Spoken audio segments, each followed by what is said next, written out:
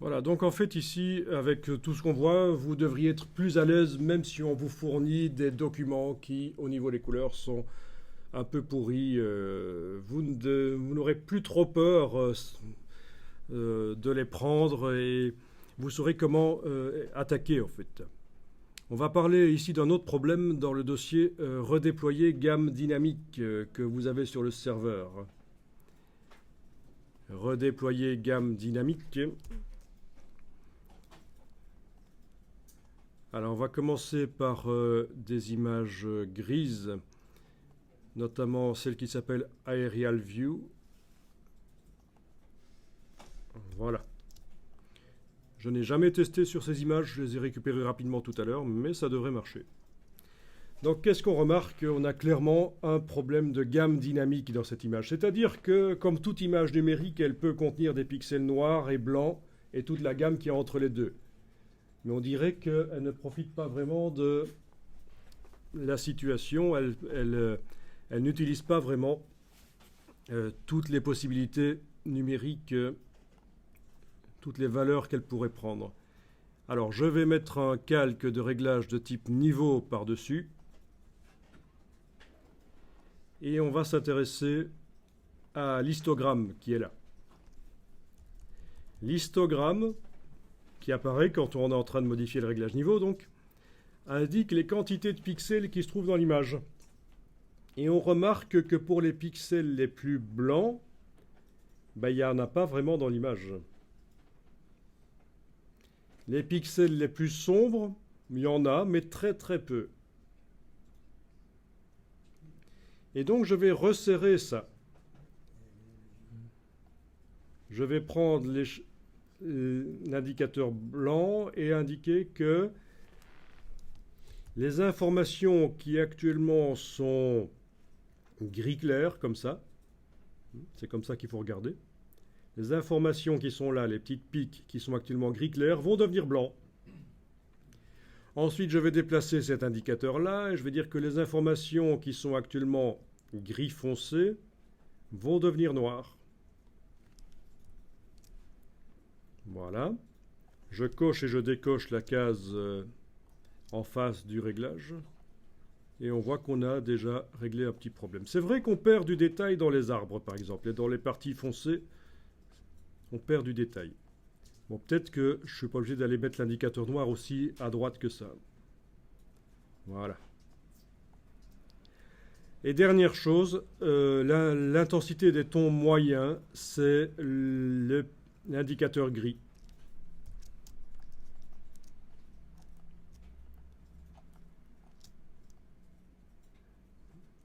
Voilà. Alors, c'est pas génial, ça reste une vieille image. La ligne en bas. Alors, la ligne en bas, c'est justement pour redéfinir l'intensité des noirs et des blancs dans une image. C'est pour adoucir une image. Donc, c'est l'inverse de ce qu'on fait. Donc, ici, on ne va pas le faire, mais c'est vrai que si vous avez une image qui est un peu dure, vous allez pouvoir faire en sorte que le blanc soit gris clair et que le noir soit gris foncé. Mais dans ce cas-ci, l'image, justement, c'est que son problème, c'est qu'elle était trop douce. Donc, on y va par le haut ici. Donc, vous voyez l'avant-après, quand même, c'est mieux.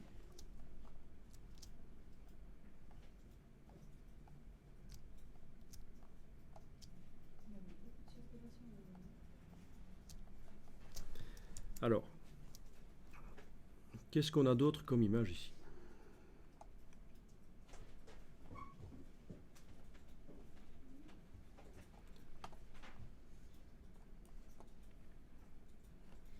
On en a trois qui sont des images noir et blanc,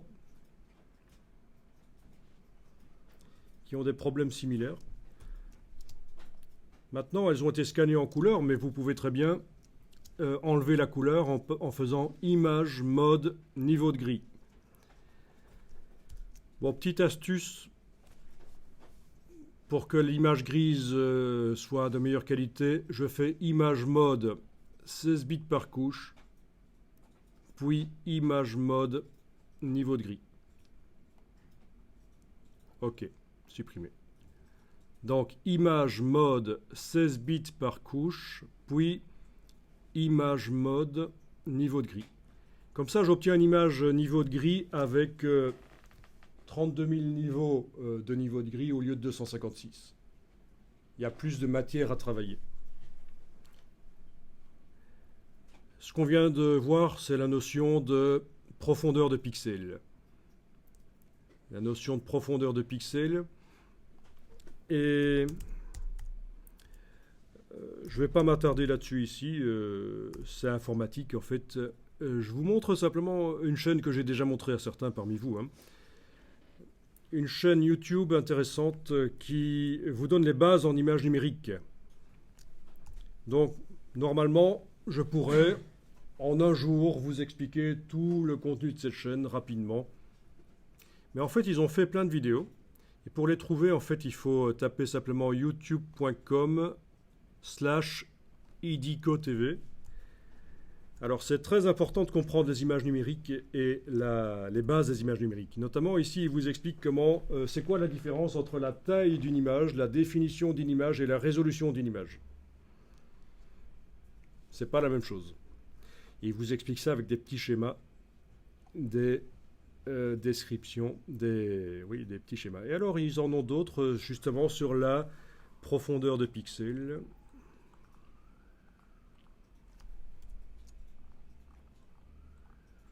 C'est chaque fois des petites séquences de 3 minutes.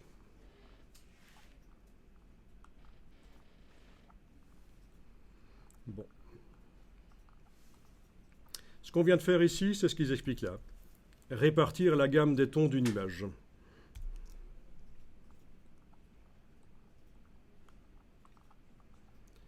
Bon, profondeur, ça doit être là-dessus. Ok, profondeur de l'image, la couleur du pixel. Oui. Profondeur du pixel. Bon, ben voilà, je vous invite, si vous pensez que vous avez des manques au niveau des bases des images numériques, ben vous regardez les petites vidéos qu'ils ont créées. Alors, de retour dans Photoshop, je vais mettre un calque de réglage de type niveau par-dessus cette image. Vous voyez ce qu'on a ici, c'est assez dingue. Cette image n'utilise qu'une partie de ses possibilités, entre le noir et le gris moyen. Il suffit que je prenne ici et que je fasse ça, et l'image devient tout de suite plus intéressante. Vous voyez, on part de là et on va vers là. Ensuite, ici, les tons moyens.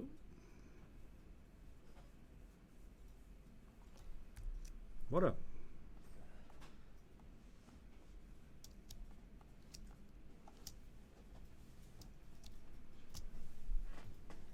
Ça peut se faire aussi avec un réglage de courbe. Mais c'est plus simple à comprendre avec le réglage niveau.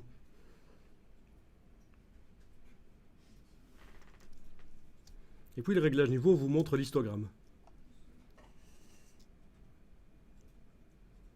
OK. Il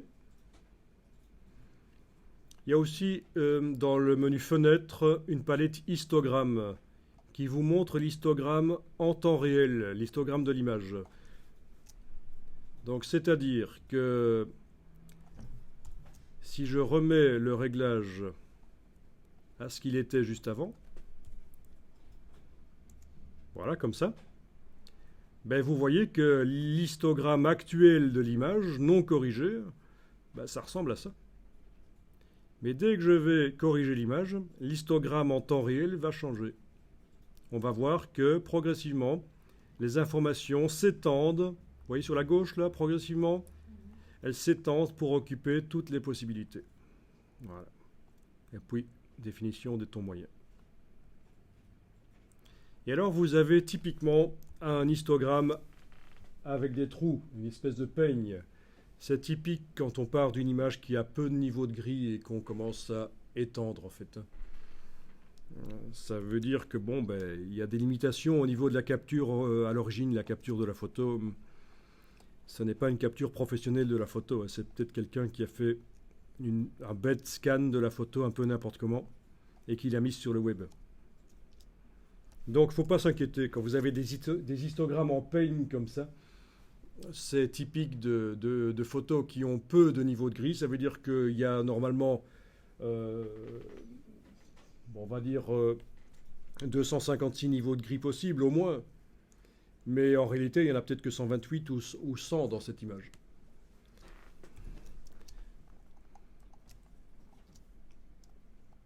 Bien, ok. Autre image.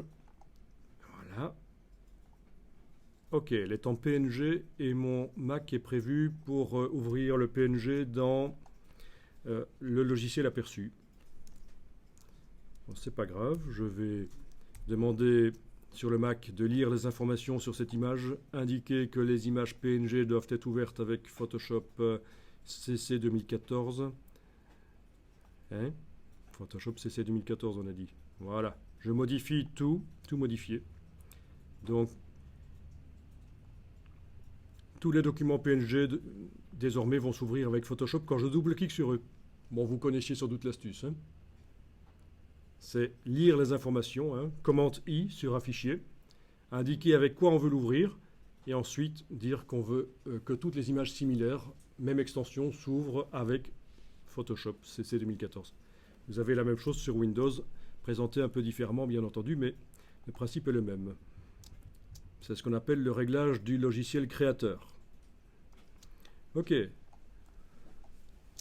Vous savez tous évidemment, quand vous voyez ce genre d'image, pourquoi il y en a deux. C'est des images en relief en fait. Hein. C'était assez à la mode au début de la photographie, vers 1860 à peu près. Des images en relief. Ça doit être un vieux truc à peu près de cette époque-là. Donc, image mode 16 bits par couche, image mode niveau de gris, calque, nouveau calque de réglage de type niveau, OK, et englober l'histogramme, modifier l'intensité des gris moyens, et voilà.